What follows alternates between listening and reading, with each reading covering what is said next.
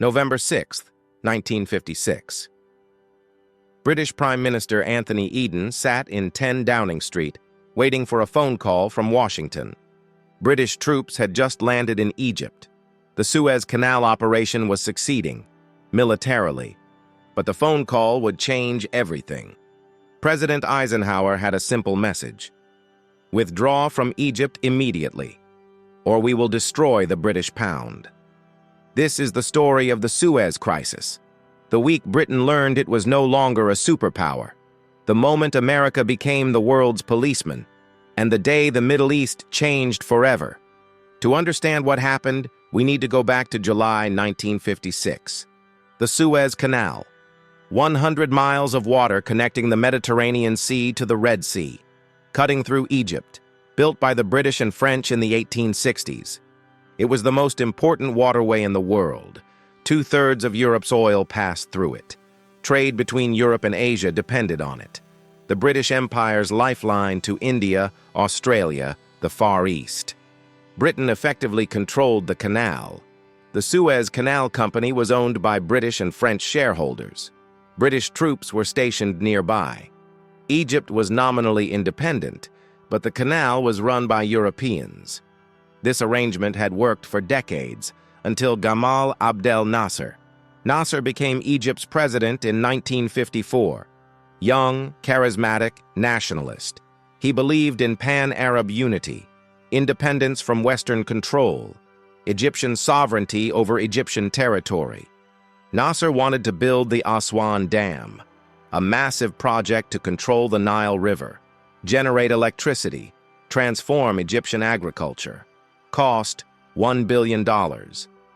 He asked the United States and Britain for funding. They agreed initially. But Nasser also bought weapons from the Soviet Union. This was 1956, the Cold War. You were either with America or against them.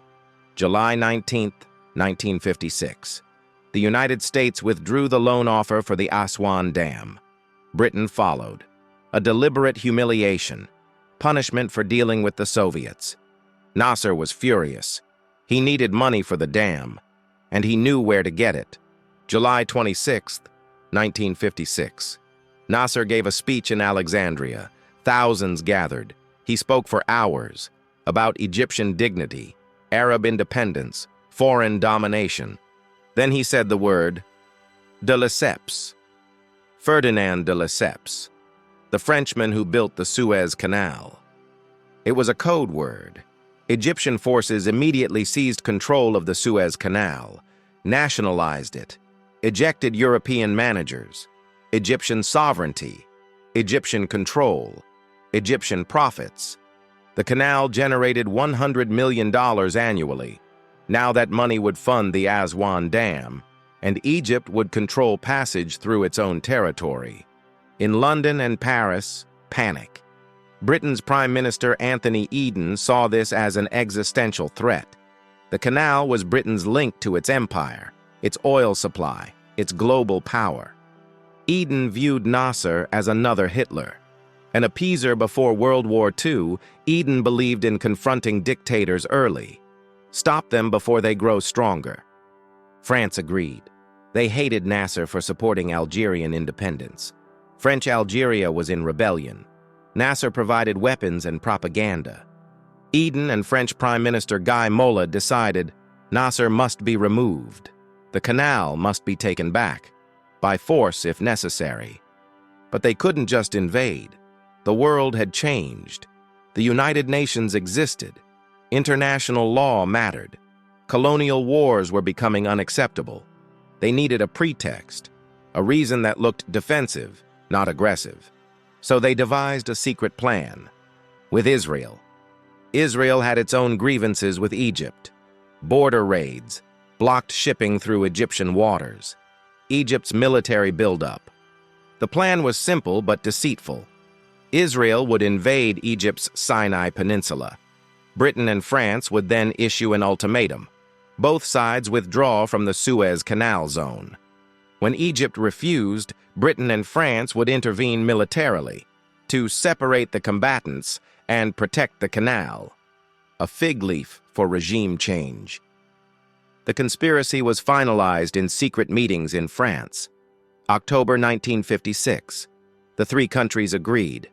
Operation Musketeer would begin soon. October 29, 1956. Israel invaded Sinai, exactly as planned. October 30th. Britain and France issued their ultimatum. Israel and Egypt must withdraw from the Canal Zone. 12 hours to comply. Israel agreed immediately. They were in on the plan.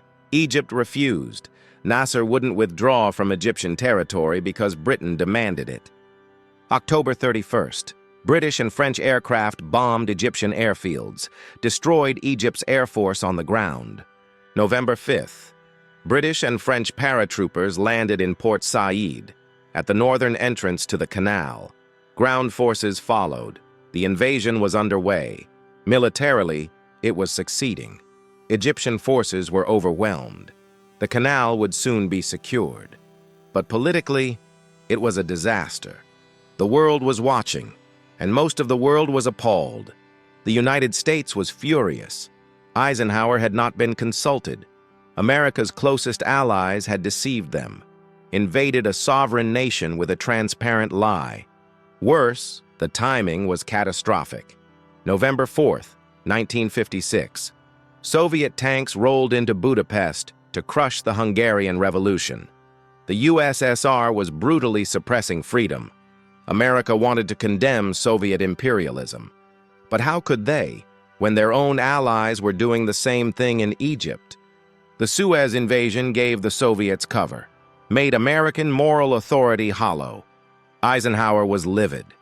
Britain and France had undermined American Cold War strategy for the sake of outdated imperial ambitions. The Soviet Union threatened to intervene on Egypt's side.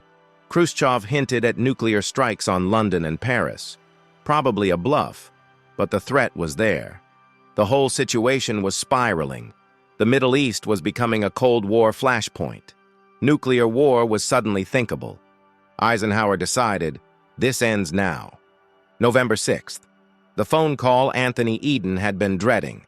The United States would not support Britain's military operation. Instead, America would oppose it. Economically, the British pound was under pressure. Investors were selling. Foreign currency reserves were draining. Britain needed support. Eisenhower threatened to sell American holdings of British pounds, dump them on the market, crash the currency. He blocked Britain's access to International Monetary Fund loans.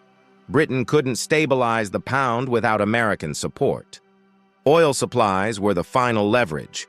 Saudi Arabia cut oil shipments to Britain and France. American oil companies refused to make up the shortfall unless Britain withdrew from Egypt. Britain was facing an economic crisis. Winter was coming. Oil was running out. The pound was collapsing. Eden faced a choice: continue the Suez operation and watch Britain's economy collapse, or withdraw and accept humiliation. November 7th, 1956. Britain announced a ceasefire. The invasion stopped. November 22nd. British and French forces began withdrawing from Egypt. December 22nd. The last troops left. The operation was over. Nasser remained in power. The canal remained nationalized. Egypt had won. Britain's humiliation was complete. Anthony Eden's health collapsed under the stress. He resigned in January 1957. His political career destroyed. Britain learned a devastating lesson. They were no longer a superpower. They could no longer act independently of the United States. The so-called special relationship had revealed its true nature. Britain was the junior partner. America made the decisions. For the United States, Suez was a turning point. They had forced their closest allies to back down, demonstrated who actually ran the Western Alliance.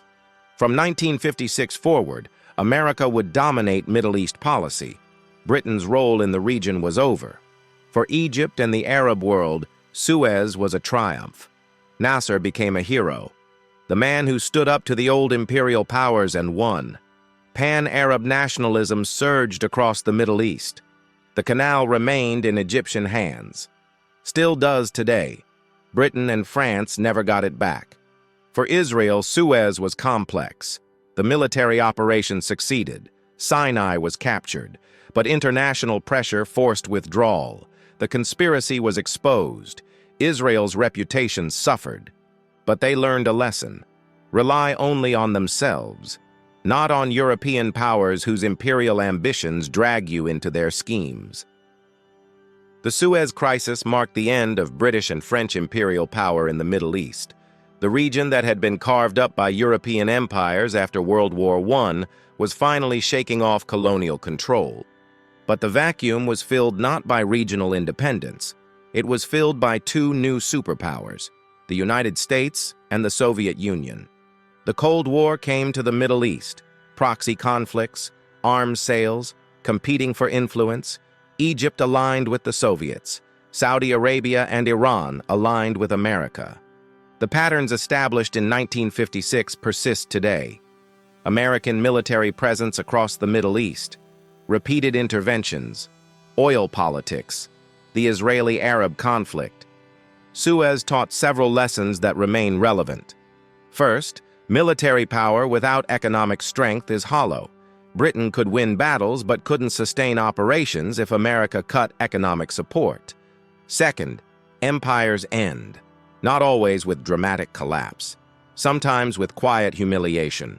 One failed operation, one phone call, and the illusion of power shatters. Third, credibility matters more than military success. Britain won militarily at Suez, but the political disaster destroyed their credibility. They never recovered. Fourth, alliances have hierarchies. Britain thought they were America's equal partner. Suez proved otherwise. The senior partner dictates terms. The junior partner obeys. Fifth, international law can be a weapon. The United States used the UN, international opinion, and economic pressure to stop Britain. Soft power defeated hard power. Sixth, deception backfires. The secret plot with Israel was exposed. Britain and France looked deceitful and incompetent. The cover story fooled no one. Seventh, the Middle East is where empires go to die. Britain learned this in 1956. America would learn it in Iraq and Afghanistan decades later. Suez was Britain's last imperial adventure. The moment they realized the empire was over, that they were no longer the great power they once were. It's hard to overstate how traumatic this was for Britain. For centuries, they had been the dominant global power, the empire on which the sun never set, the Royal Navy ruling the seas, British influence shaping the world. In 1 week, that illusion was destroyed by an American phone call. The special relationship continued. Britain remained America's closest ally, but the dynamic had changed permanently. America led. Britain followed. November 6, 1956. The day a phone call ended an empire. Not with war, not with revolution, with economic pressure, a currency threat, an oil embargo. Anthony Eden waited for that phone call, hoping for American support. Instead, he got an ultimatum. And Britain learned it was no longer a superpower. The Suez Canal still flows through Egypt. Egyptian-controlled, Egyptian-owned.